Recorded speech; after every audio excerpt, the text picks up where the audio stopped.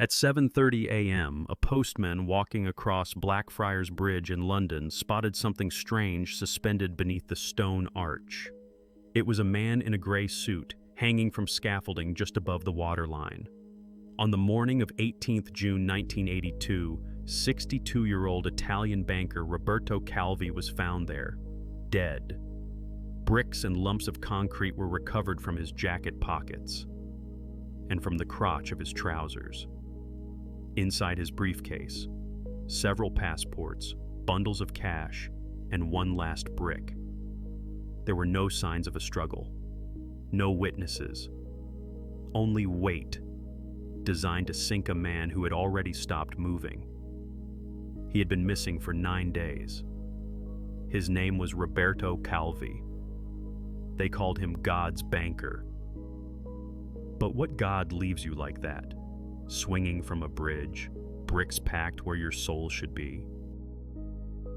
He arrived in London quietly, using a false name, carrying 2 suitcases, and wearing the kind of expression that suggested he already knew how it would end. Roberto Calvi was 62 years old. In Rome, they called him God's banker. Officially, he was chairman of Banco Ambrosiano, a private institution with deep ties to the Vatican's financial arm, the Istituto per le Opere di Religione. But beneath that title was something more fragile. Calvi wasn't just moving money, he was moving secrets.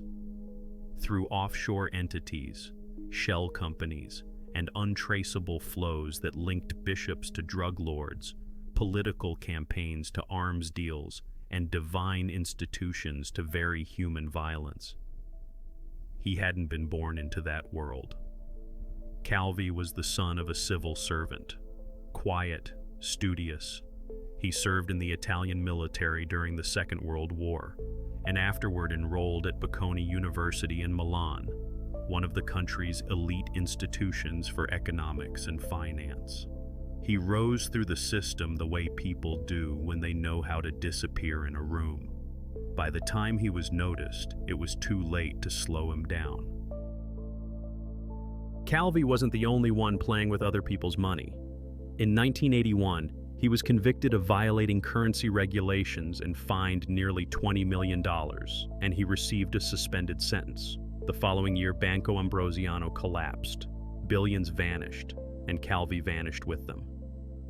But the story went further back. His banking network overlapped with the collapse of Franklin National Bank, run by Michele Sindona, another Vatican-linked financier who laundered money for both church and Mafia. When that bank collapsed in 1974, the Holy See lost $30 million. And when the lawyer assigned to liquidate it, Giorgio Ambrosoli, started asking the wrong questions, he was shot dead outside his apartment in Milan.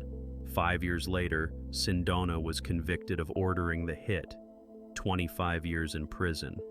But by then, the silence had already been bought. His connections weren't just financial. He belonged to an illegal Masonic lodge known as Propaganda Due, or P2, a clandestine network of military officials, business elites, and intelligence figures. It operated in the shadows, influencing policy, suppressing dissent, and laundering money through layers of respectability. Think of something between Operation Gladio and the Bilderberg Group, but with fewer speeches and more corpses. Members called themselves I Frati Neri, the Black Friars. And wherever something rotted in post-war Italy, P2 was never far behind. That's the circle Calvi ran in. And when the money fell apart, so did the protections. Within days of arriving in London, he was already in hiding. He checked into a modest Chelsea apartment using a false identity. He met no one. He moved rarely. And yet someone knew he was there. The bricks would come later. By the time Calvi's body was pulled from the Thames, the timing was already suspicious. Banco Ambrosiano had collapsed just days earlier. Billions had vanished, and none of it had gone quietly. The Vatican Bank, one of Ambrosiano's key shareholders, denied responsibility. Yet their money had moved in parallel into offshore accounts, cloaked subsidiaries, and silent ledgers. In one document, they were listed as a moral guarantor. What that actually meant, no one explained. The Mafia had their own reasons to care.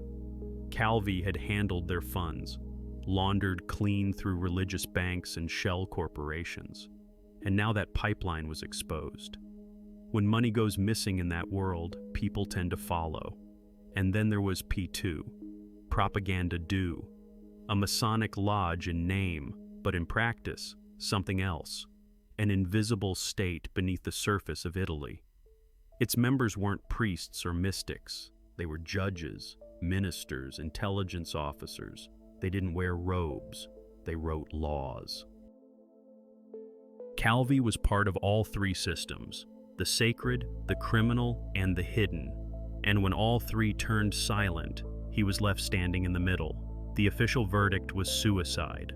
The coroner found no signs of struggle, no injection marks, no forced trauma. But his family refused to accept it.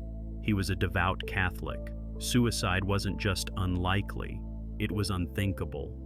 They brought in a Queen's Council, demanded a second inquest. The result, an open verdict, no conclusion, no cause. That absence was louder than a ruling.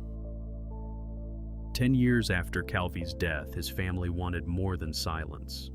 With the official inquests offering no closure, they turned to private investigators, Kroll Associates. The case landed on the desk of Jeff Katz in London, who brought in one of the UK's most respected forensic specialists, Angela Gallop, founder of Forensic Access. Gallop's team reopened the scene. The original evidence, still held in the archives of the Metropolitan Police, included the rope, the shoes, the suit, and the bricks. They studied tide charts, water damage, stitching patterns. They weren't looking for proof of murder. They were testing whether suicide was even possible. There were only a few ways Calvi could have gotten to where he was found. On a section of scaffolding beneath the bridge, reachable only by crawling across narrow, rusted poles at low tide, or climbing down a hidden ladder from the street above. Neither path was easy, both were dangerous, and neither explained the condition of the body. To test the theory, the scaffolding company was contacted. It still existed, and parts of the original structure had been preserved. It was reassembled. A man similar in size and weight to Calvi was brought in. He wore Calvi's spare clothes. His movements were tracked, his shoes examined. After just one pass across the poles, the soles showed damage, scrapes, rust, flecks of green and yellow paint. In Calvi's actual shoes, those traces existed, but the paint didn't match the scaffolding, and the wear on the soles didn't align with either the walk across the bridge or a stumble along the foreshore. Another test was run. Same scaffolding, same clothing. But this time the movement came from a ladder onto the shore. The damage didn't match either. It was too clean. There was one more theory, the only one that fit the evidence, that Calvi, unconscious or already dead, had been delivered to the site by boat, hoisted up, tied, suspended, and left there like a message in plain sight. And the rope, untied by police, not cut. Whatever DNA or fingerprints may have been buried in the knot, were lost forever. It wasn't just what they found, it was what they didn't. No path, no prints, no access. Only placement. The conclusion brought little comfort. The forensic team had shown what many already suspected, that Calvi had not died by his own hand. The evidence didn't support it, the path didn't exist. And the version of events written into official records twice had quietly unraveled under scrutiny. But truth, in cases like this, isn't an outcome. It's a casualty.